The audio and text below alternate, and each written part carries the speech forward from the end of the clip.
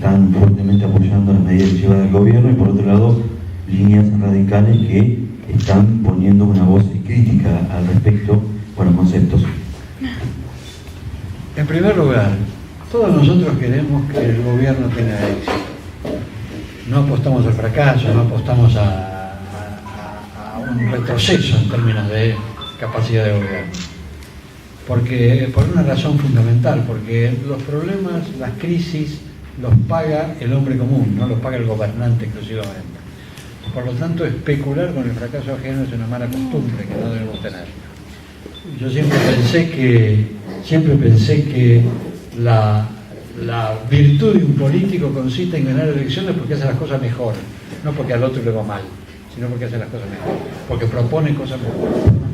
Por lo tanto, mantenemos esa posición. Queremos que el gobierno tenga éxito para que el pueblo no sufra, para que el pueblo viva mejor. Pero esa actitud no puede convertirse en un sentimiento genérico, indeterminado y acrítico. Cuando yo utilizo la palabra crítico, recién se lo decía un colega, utilizo la palabra crítico en el sentido de analítico. Nosotros tenemos que tener una posición analítica, es decir, considerar, ver qué está pasando en el país, qué está pasando en el partido y cómo se desempeña el gobierno en relación a eso. Y a partir de esa visión analítica, tenemos que llevar nuestras propuestas y, si hace falta, corregir lo que a nuestro criterio se hace mal. Por lo tanto, no estamos en contra de nadie, no queremos irnos a ningún lado, simplemente queremos que las cosas salgan bien, pero nos parece que ese salir bien depende de que el radicalismo contribuya con sus propias ideas, no subordinándose a nadie, no sometiéndose a nadie. Una coalición es un mecanismo de compartir. La coalición es un acuerdo entre partidos distintos que se ponen de acuerdo sobre un objetivo central.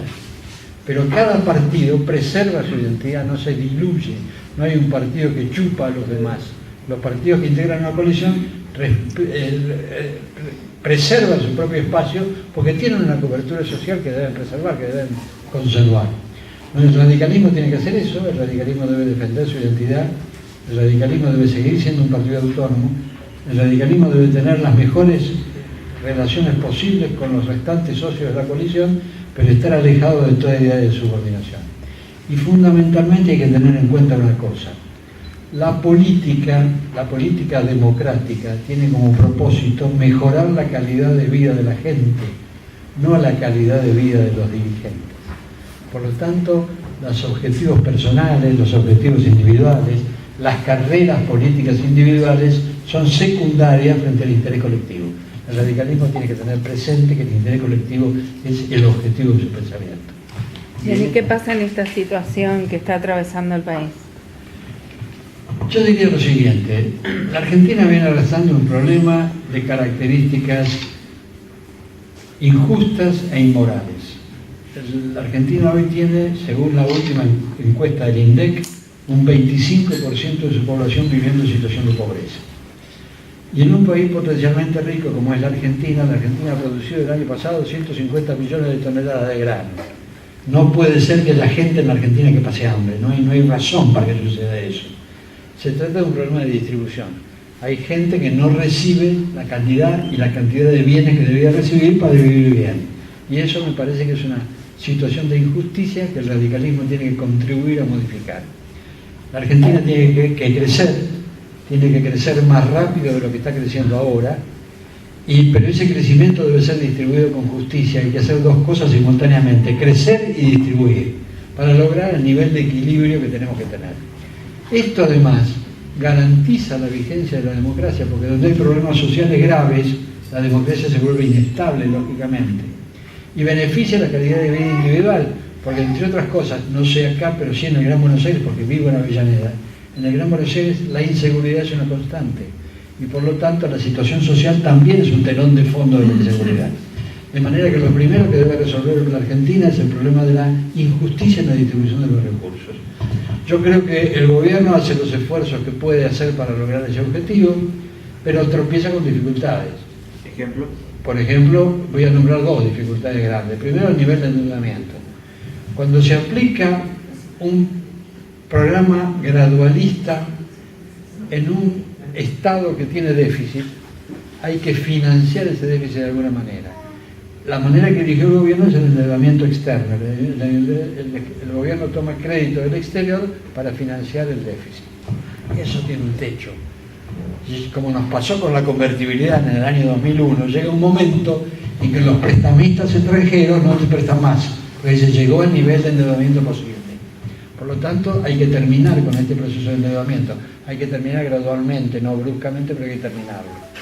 Ese es el primer problema. El segundo problema consiste en la balanza comercial argentina. Nosotros el año pasado tuvimos un déficit de 8.500 millones de dólares.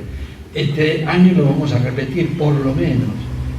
La sequía que nos afectó tan dramáticamente en estos últimos meses ha agravado el problema de la balanza comercial. Y por lo tanto también tenemos que resolver esa cuestión. Tenemos que volver a convertirnos en un país exportador para que la balanza comercial sea por lo menos equilibrada.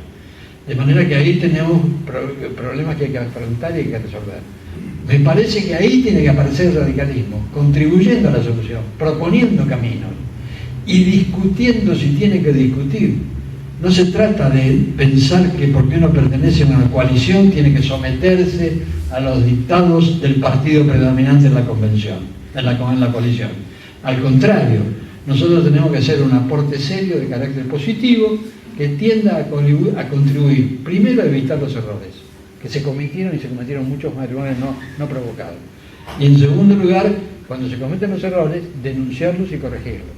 Un partido callado, un partido que no se comunica, un partido silencioso, es un partido que no sirve a nadie. El radicalismo no habla y no propone porque no lo dejan o porque no quiere. Yo diría que hay una dirigencia radical que está demasiado atemorizada, demasiado prevenida. Pareciera como si insinuar la menor crítica, la menor disidencia pudiera perjudicar al gobierno. Esto no es así. Tengo ejemplos concretos. Por ejemplo, tengo tres ejemplos que puedo señalar. Hace aproximadamente un mes y medio, 2 meses, el radicalismo dio a conocer una declaración pública suscrita por el presidente del Comité Nacional, el presidente de la Convención y los 2 presidentes de los bloques legislativos nacionales, oponiéndose a la privatización de Transener. Se dio a conocer la opinión del radicalismo. El ministro del área decidió no tomar en cuenta esa opinión, pero no se produjo ninguna crisis, nadie se enojó, la coalición no se rompió, no pasó nada, salvo que el pueblo tomó conocimiento de que el radicalismo tenía esa posición. Y me parece que eso hay que repetirlo de esa manera. Segundo ejemplo, hace un tiempo un funcionario de este gobierno, el señor Díaz Gilligan, declaró públicamente que tenía unos dólares en Andorra, creo, $1 millón en Andorra, pero que no eran de él, eran de un amigo de él que se los había dado para que se los depositara porque eran fruto de elevación de impuestos en otro país. Una declaración de esa naturaleza, un reconocimiento de esa naturaleza por un funcionario público, determina que ese funcionario no puede continuar. El presidente del bloque de diputados nacionales, Mario Negri, dijo públicamente que Díaz Gilligan tenía que renunciar y Díaz Gilligan renunció. Y no se corrompió la coalición, nadie se enojó, no pasó nada. Pasó lo que tenía que pasar, lo que era necesario. En tercer lugar, hace un mes y medio, también se planteó un debate acerca del arancelamiento de los hospitales limítrofes con Bolivia, básicamente. Y hubo un diputado nacional de la Unión Cívica Radical que presentó un proyecto de arancelamiento de los servicios hospitalarios y de los servicios universitarios para extranjeros. El bloque de diputados lo llamó a ese diputado y le dijo que tenía que retirar el proyecto, porque la tradición de la Unión Cívica Radical consiste en que la educación debe ser gratuita para todo el mundo y que los servicios de salud deben ser gratuitos para todo el mundo, particularmente la educación, porque todos nosotros somos hijos o nietos o bisnietos de algún extranjero que vino a la Argentina, y si hubiera habido un arancelamiento, nosotros no hubiéramos llegado tal vez al grado universitario que tenemos. Me parece que estos tres ejemplos indican que el radicalismo puede opinar, puede diferenciarse, puede sostener su opinión histórica sin provocar crisis. Por otro lado, y lo digo con todo respeto por los actores, nosotros tenemos una dirigente política importante y prestigiosa desde el punto de vista ético que se llama Lilita Carrió, que cada voz en cuello le llama la atención no al gobierno, le llama la atención al presidente de la República. Y nadie se enoja, nadie se tira por los balcones, nadie se considera fuera de la coalición. Por lo tanto, me parece que la actitud de algunos dirigentes radicales es demasiado prudente. Me parece que esa prudencia nos colocan dificultades, porque con esa prudencia no le transmitimos al pueblo lo que realmente pensamos. Lo que tengo que hacerle a usted, recién mencionó que la Argentina tendría que mejorar, en cierta forma, todo lo que es el comercio exterior. Usted fue en un momento embajador de la Argentina. ¿Cómo trabajan hoy por hoy las embajadas en relación a este tema? Yo fui embajador en un lugar muy particular, muy próximo, muy igual a nosotros. Yo fui embajador en Uruguay. Y por lo tanto los vínculos de argentinos y uruguayos son de una naturaleza que no es comparable con otras situaciones en el mundo. Nosotros tenemos que lograr que Argentina se convierta, Argentina ubique los nichos productivos donde es más eficiente y más competitiva. Y eso está claramente en la producción agroalimentaria. Lo que tenemos que lograr es que la producción agroalimentaria se convierta en producción industrial.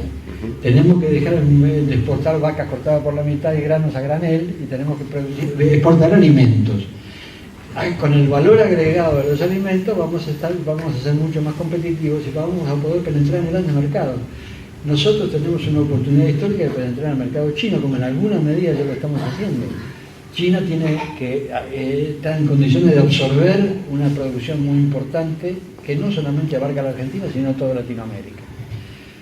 Tenemos que hacerlo con la prudencia y la preservación de nuestro interés, porque no se trata de pasar del imperialismo británico de los años 30 al imperialismo chino del 2020, ¿no es cierto? Se trata de defender el interés nacional, pero se trata de defender el interés nacional haciendo negocios y exportando. Esto implica la voluntad de cambiar, la voluntad de dejar una etapa de la productividad argentina. El campo es una base productiva muy eficiente, ustedes lo saben mejor que yo. El campo es una base productiva muy eficiente. Sobre esa eficiencia productiva básica tenemos que proyectar una gran industria alimentaria para la exportación. Usted, como ex ministro de Trabajo, ¿considera que todo ese valor agregado, lo que usted decía recién que debe hacer la industria nacional, va a hacer que los trabajadores puedan tener una mejor situación salarial, una mejor situación para salir de la pobreza o de la indigencia, o seguirá por allí alto todo lo que es el costo fiscal y seguiremos esperando? La respuesta no es simple. Voy a tratar de explicar qué quiero decir con esto. Proveer trabajo, generar trabajo es siempre bueno, pero las dificultades consisten en que el mundo está viviendo una etapa de transformación científico-tecnológica que va disminuyendo la importancia relativa del trabajo humano. Eso es objetivamente así. Cada día más la robótica, la inteligencia artificial, el Internet de las cosas va reemplazando trabajo humano.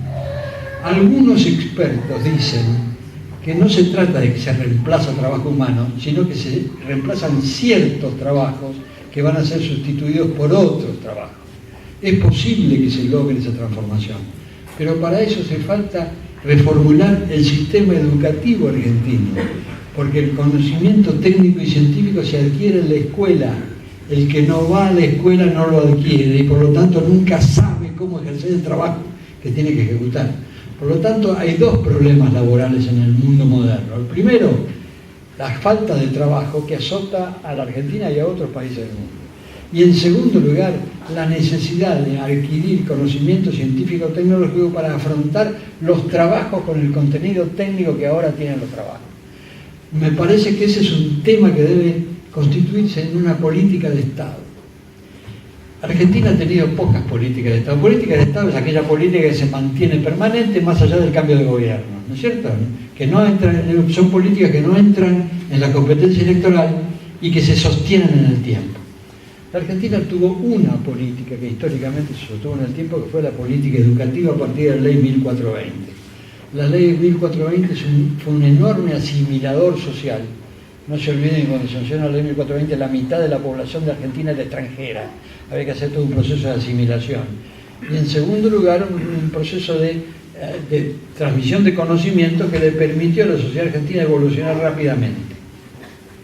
Eso hay que revalorizarlo, reconvertirlo, transformarlo en el mismo modelo adaptado a las necesidades actuales. Con el cuidado de que el conocimiento que se transmita sea accesible, sea interpretable y pueda aplicarse en la actividad económica concreta. Nosotros tenemos que establecer vínculos muy fuertes entre la escuela y la empresa con el propósito de que haya salida laboral adecuada que esté vinculada con las necesidades productivas de la sociedad. Si nosotros queremos crear una sociedad con determinado perfil productivo, tenemos que crear el trabajador técnico para ese perfil productivo. Para eso hay que enseñarle.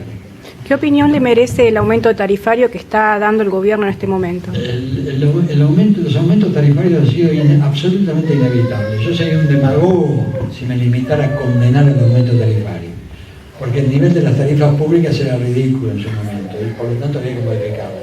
Lo que no sé es si se han aplicado los aumentos con el ritmo necesario como para que la sociedad soporte el aumento. No se trata solamente de pensar en las finanzas públicas, se trata de pensar en las finanzas públicas y en las finanzas del hombre común que debe pagar las tarifas. Por lo tanto, me parece que ahí hay que estar muy atentos a que la recuperación de las finanzas del Estado no se haga en perjuicio de las finanzas individuales.